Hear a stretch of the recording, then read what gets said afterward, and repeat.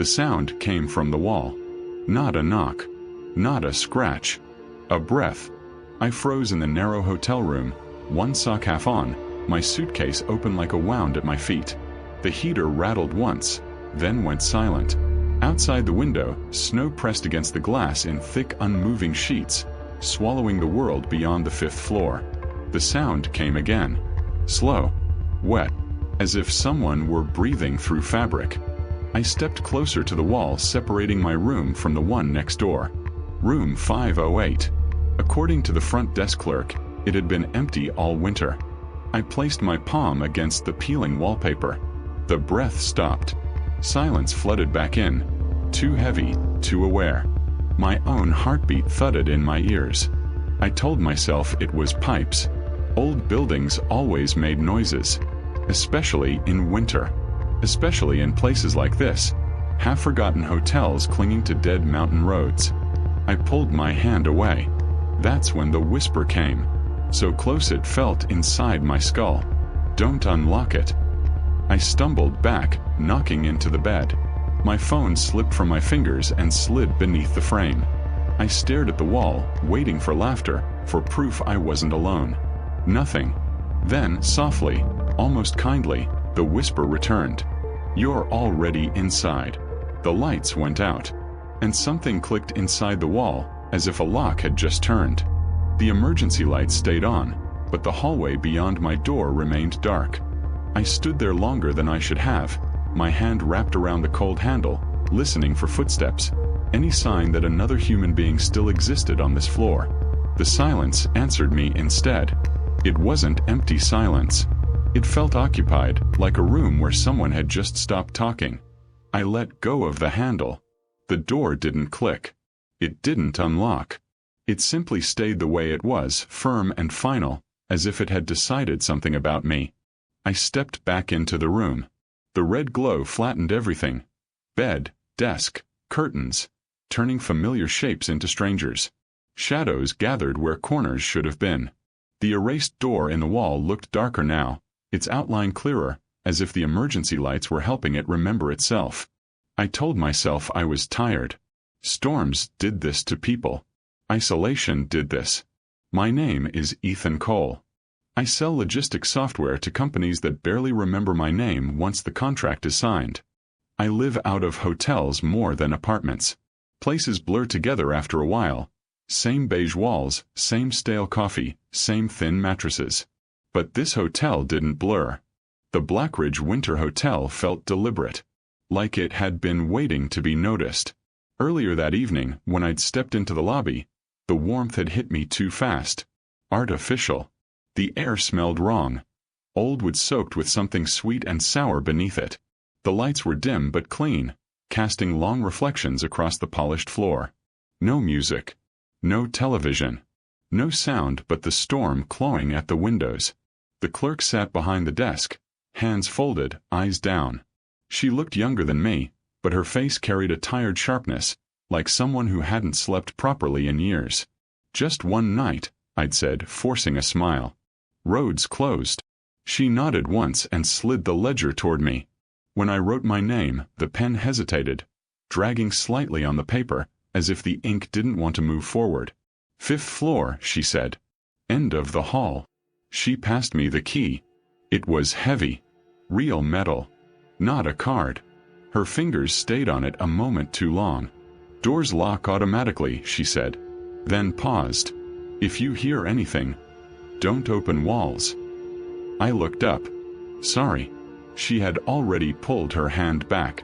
Elevators out, she added, voice flat again. Stairs are to the left. That was it. No explanation. No warning smile. Just facts delivered like habits. On the stairs, the hotel revealed itself inch by inch. The walls were lined with old photographs. Guests posed stiffly beside luggage, couples smiling too hard, families dressed for winters that looked colder than this one. Some photos were missing dates. Others had names scratched out. By the 4th floor, the air had thinned. Cold crept through the stairwell despite the working heat below. My footsteps sounded wrong up there. Duller, swallowed. The 5th floor hallway was narrow and slightly crooked. as if the building had sagged with age. Doors lined the walls, identical, except for one. Room 507. Its door was boarded shut. Thick planks bolted straight through the frame, wood split and scarred by old nails. Someone had tried to remove it once. Failed. No sign. No explanation. I stood there longer than I should have, staring at it, before reminding myself that hotels did renovations all the time. Old rooms closed. Structural damage. Safety codes. Normal reasons. Room 508 waited at the very end. Inside, the room looked untouched by time. The bed was neatly made. The carpet vacuumed. The curtains heavy and drawn tight. A desk sat beneath the window, lamp unplugged. Too clean. I dropped my bag and shrugged off my coat, finally letting myself breathe. The storm howled outside, pressing snow against the glass like hands trying to get in. That's when I noticed the wall. Between my room and the sealed one next door, the wallpaper didn't quite match. The pattern was close but newer. Smoother. Someone had replaced it in a perfect rectangle. I pressed my fingers against it. The wall felt warmer there. I pulled my hand back, heart jumping, and laughed quietly to myself. Pipes ran between rooms. Heat traveled strangely in old buildings. I'd stayed in worse. I told myself that while unpacking, while checking my phone, while the lights flickered once, twice, and then went out. Now, standing in the red glow, the logic felt thin. The erased door was clearer, its outline pressing against the wallpaper like something underneath was leaning closer. I could swear the seam widened when I took a step toward it. I didn't touch it again. I searched for my phone and found it on the desk, face down. I was sure I'd dropped it by the bed. The screen lit up when I picked it up. No signal. No service. No Wi-Fi. Not even emergency bars. A soft sound came from the wall. Not tapping this time. Breathing. Slow. Patient. I backed away until my shoulders hit the bathroom door. My reflection stared back at me from the mirror. Eyes too wide, skin washed pale by red light. Then the voice came again. Clearer now. Closer. You shouldn't stay awake, it whispered. The rooms listen better at night. Something shifted behind the wall. And deep inside my chest, beneath the fear, a colder realization took shape. This hotel didn't trap people by force. It waited for them to understand too late that leaving had never been part of the room. I didn't sleep. I lay on the bed with my coat still on, boots at my feet, staring at the red-lit ceiling while the hotel breathed around me. The heater clicked on and off without rhythm. Sometimes it ran cold. Sometimes too hot. The air never settled. Every few minutes, the wall whispered. Not words. Movement. Presence. Like someone shifting their weight on the other side, careful not to be heard, yet wanting to be. At some point, the emergency lights flickered back to normal. Yellow bulbs hummed to life. The sudden return of light felt wrong, like the room resented it. I checked the time. 3:17 a.m. No missed calls. No messages. My phone still showed no signal, but the battery drained faster than it should have, dropping percentage points as I watched. That's when I heard it. Footsteps in the hallway. Slow. Uneven. Relief hit me so hard it hurt. I threw the door open without thinking. The hallway was empty. The lights overhead buzzed weakly, casting shadows that didn't quite match the doorframes. The carpet bore faint stains, darkened shapes worn thin by time. I hadn't noticed them before. Hello. My voice sounded too loud. No answer. I stepped out, letting the door close behind me. It locked instantly. The click echoed down the hall. I turned back just as a door farther down creaked open. Room 503. An old man stood half in shadow. His posture sagged, like gravity had given up on him years ago.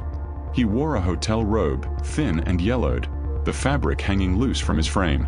He stared at me with eyes too alert for his age. "You shouldn't be out," he said. His voice was dry, cracked. I couldn't sleep," I replied. "Power went out earlier. Do you know if the front desk—" "Doesn't matter," he cut in. They don't help after midnight. He glanced down the hall toward my room. End of the hall, he murmured. That figures. My stomach tightened. What figures? He smiled, but there was no warmth in it. The rooms pick, he said. Winter makes them hungry. I waited for him to laugh, to explain. He didn't. What rooms? I asked. The old man leaned closer, lowering his voice. The locked ones, he whispered. The ones that used to open. A door slammed somewhere above us. The sound boomed through the building like a gunshot. When I looked back, the old man was already retreating into his room. Wait, I said. What do you mean? His door shut. Bolted. I stood alone in the hallway, heart racing, the word hungry echoing in my head. Back in my room, the erased door looked different. The seam was wider now. Not by much. Enough that I could see darkness inside it. Not the dark of an unlit room, but something thicker. Older. I didn't touch it. I sat at the desk instead and started searching the hotel's name on my phone. Pages failed to load. Articles half-rendered. Text blurring before vanishing. Then, finally, something stuck. A cached forum post. Years old. Blackridge Winter Hotel. Anyone else notice the rooms? The post was short. Fragmented. Stayed one night. Heard voices through the walls. Door in my room that wasn't on the map. Front desk denied it existed. Someone knocked from inside the wall. I left before dawn. Won't go back. The replies were worse. My brother worked maintenance there. They seal rooms every winter. Say it's structural damage. He said it was to keep them from spreading. Another reply. My aunt disappeared there in '98. Police said she checked out. Her car was still in the lot. My phone screen dimmed. A notification popped up. No app attached to it. Just text. Room service. Please remain where you are. I dropped the phone. A knock came from the wall. 3 slow taps. I pressed my hands over my ears, but the sound wasn't coming from outside. It was inside my head. Images surfaced without warning. Memories that weren't mine. A woman screaming as a door sealed shut. A child crying through plastered walls. A man pounding until his hands bled, begging to be let back into his own room. Each memory ended the same way. Silence. I staggered to the bathroom and splashed water on my face. The mirror fogged instantly, even though the water was cold. When I wiped it clear, words were etched into the glass. Stay with US. I stumbled back, nearly slipping. Behind me, the erased door creaked. Not opening. Unsealing. A voice slipped through. Soft. Intimate. Do you hear them yet? I shook my head violently. No. No, I don't. A pause. Then. You will. Everyone does. I remembered the photographs on the stairs. The scratched out names. The missing dates. The hotel didn't kill people. It absorbed them. Room by room. Winter by winter. I backed toward the exit door again, twisting the handle until my palms burned. Locked. Behind me, the wall bulged outward slightly, like someone pressing their face against it from the other side. They tried to leave too, the voice whispered. The ones before you. A new sound joined the whispering. Voices. Dozens of them. Murmuring through the walls, the floor, the ceiling. Overlapping, broken, unfinished sentences. Guests who had stayed too long. Who had listened too closely. I sank to the floor, hands over my ears, rocking. This isn't real, I whispered. This is exhaustion. Stress. The voices responded in unison. So were we. And somewhere deep within the hotel, metal slid against metal. Another room locking shut forever. The voices did not stop. They layered over one another, rising and falling like waves trapped inside stone. Some cried. Some begged. Some spoke calmly, as if explaining something obvious that I was too stupid to understand. I pressed my back against the door and slid down until I was sitting on the floor, knees drawn to my chest. Stop, I whispered. The room answered by unlocking something. A sound came from the wall. Deep, internal, mechanical. Not the click of a normal latch, but a sequence of slow turns like an enormous key rotating inside a body. The erased door breathed outward. The wallpaper split. Just enough for fingers. Gray fingers pushed through first. Too many knuckles, nails worn flat as if they'd scraped stone for years. They flexed, testing the air. Then a face pressed into the gap, distorting against the plaster. It was not one face. It was several overlapping. A man's eye where a woman's mouth should be.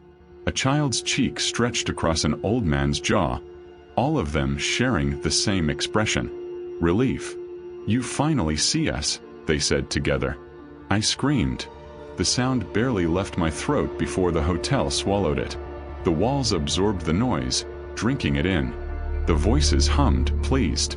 I scrambled to my feet and ran for the bathroom window. It wouldn't open. Of course it wouldn't. The glass rattled violently as something struck it from the other side. Not outside, but within the reflection. My own face stared back at me, eyes hollow, lips moving out of sync. "You stay too," my reflection whispered. I staggered back into the room. The erased door was opening wider now, tearing itself free. Wood splintered. Plaster cracked. The smell hit me. Dust, cold iron, and something unmistakably human that had been sealed away too long. Behind the wall was not another room. It was a corridor. Narrow. Endless. Lined with doors that had no handles. Each door bulged slightly, as if something inside leaned against it, listening. "This is where winter keeps us," the voices murmured. "Where rooms go when they are full."